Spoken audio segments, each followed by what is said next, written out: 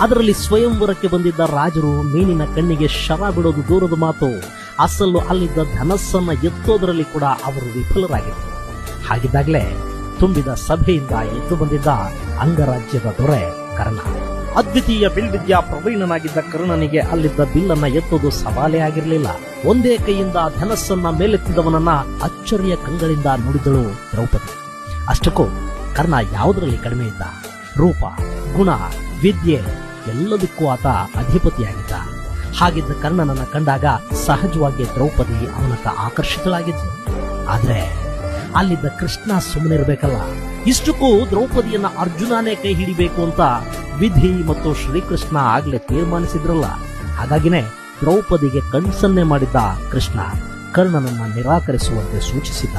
ಸ್ವಯಂವರದ ನಿಯಮದಂತೆ ಅಲ್ಲಿ ಕರ್ಣ ಧನಸ್ಸನ್ನ ಎತ್ತಿದ್ದ. ಇನ್ನೇನವನು ಮೀನಿನ ಕಣ್ಣಿಗೆ ಬಾಣ ಬಿಡಬೇಕಿತ್ತು ಅಷ್ಟೇ.